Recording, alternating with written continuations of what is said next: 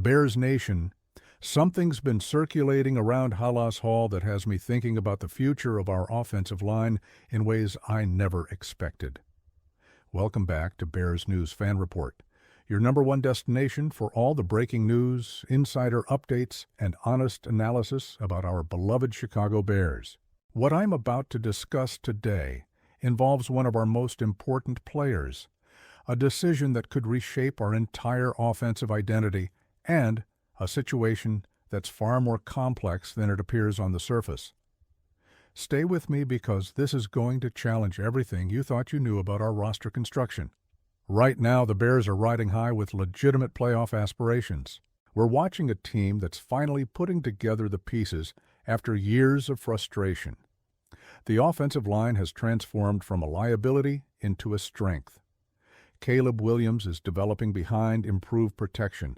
The running game is generating consistent yards. Everything seems to be clicking at exactly the right time. But here's the reality about the NFL that every fan needs to understand. Success creates difficult decisions. Performance creates value. And value creates opportunities that can pull teams in unexpected directions. There is a player on this roster who embodies everything I just described. Someone who was handpicked in the first round to be a cornerstone of this franchise. Someone who's exceeded expectations and validated every bit of faith the organization placed in him.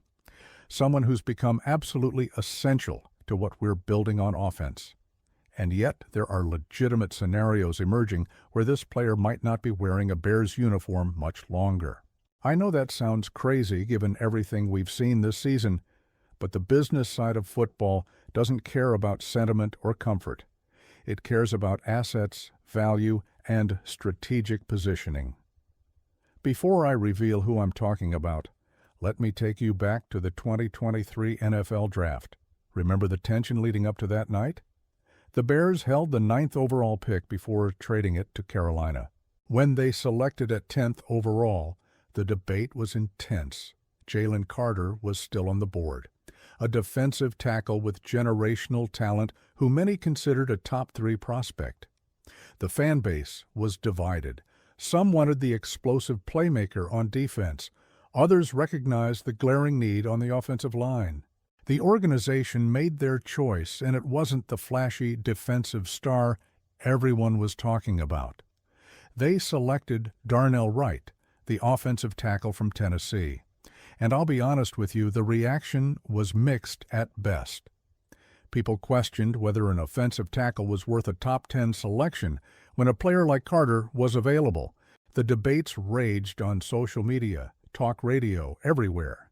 Was it the safe pick? Was it the right pick? Did the Bears miss an opportunity to land a game-changing defender? Those questions followed Wright throughout his rookie season and into his second year. But here's where the story gets interesting, and here's why we're having this conversation today. Wright hasn't just been good. He's been exceptional. He's developed into exactly what the Bears hoped he would become when they drafted him. Through 3 seasons, he's proven to be the best offensive tackle from that entire first-round class. Better than Paris Johnson Jr., who went 7th overall. Better than Peter Skoronski, who went 11th. Better than Broderick Jones, who went 14th. Wright has outperformed them all, and it's not particularly close. Let me give you some concrete evidence of what I'm talking about. This season, Wright has been a force on the right side of our offensive line. His pass protection has been elite, his run blocking has been dominant, and his consistency week after week has been remarkable. When the Bears faced Philadelphia recently, Wright went head-to-head against Jalen Carter, the player many fans wanted Chicago to draft instead of him. The result? Wright absolutely dominated that matchup. He pancaked Carter multiple times, allowed minimal pressure on 40 pass-blocking snaps, and graded out with a 73 in run blocking, according to Pro Football Focus. The Bears rushed for 281 yards in that game, and Wright was a massive reason why. That performance wasn't an anomaly either. Wright has been the most consistent offensive lineman on the roster over the second half of this season. He's anchoring the right side, protecting our franchise quarterback, and opening lanes in the running game. Former NFL center A.Q. Shipley broke down Wright's technique and physicality, highlighting how he's playing with violence and precision.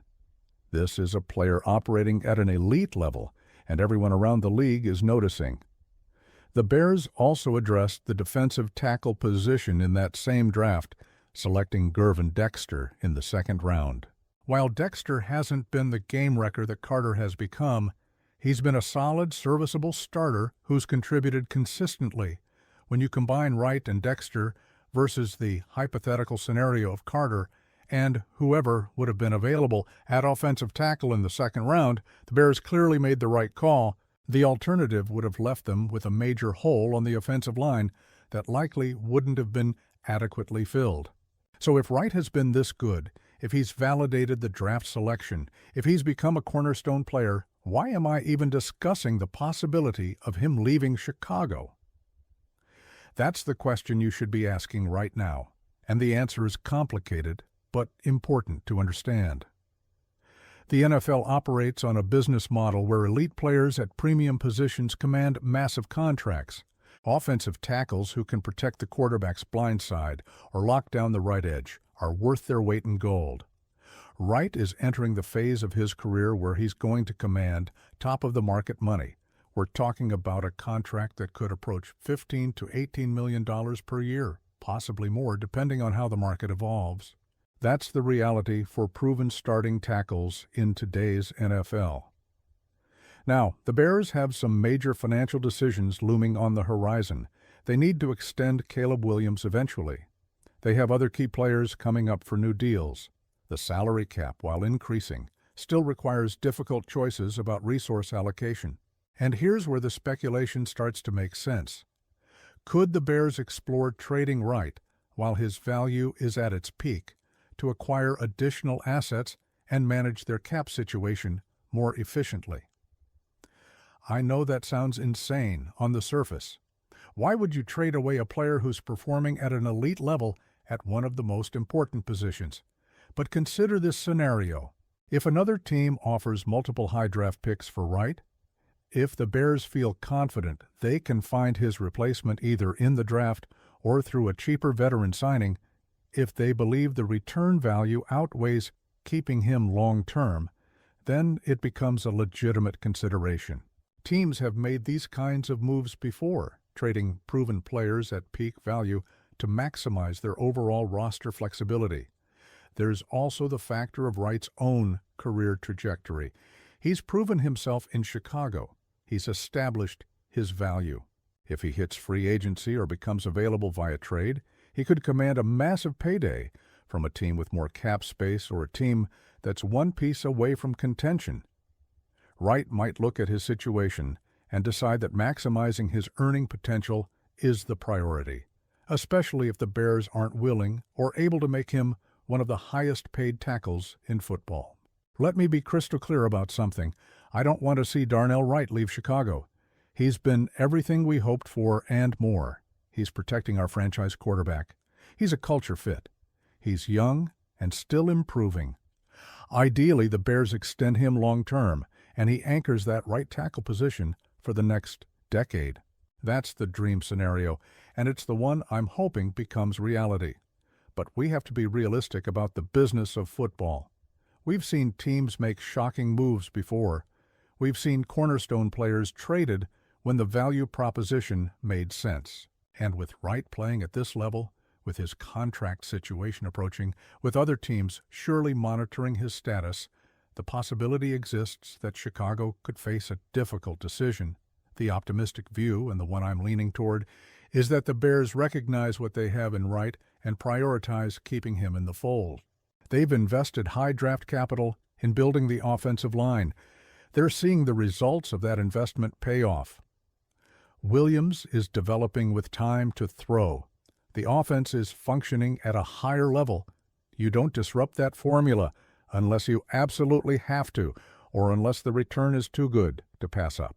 Wright's performance against Philadelphia should have ended any lingering debate about whether the Bears made the right choice in 2023. He dominated the very player that fans wanted instead of him. He proved he belongs among the elite tackles in this league. He showed that the organization's evaluation was spot on. That kind of validation should strengthen the case for keeping him long-term, not exploring trade scenarios. The reality is that championship teams are built around elite offensive line play. Look at the teams consistently competing for Super Bowls. They protect their quarterback.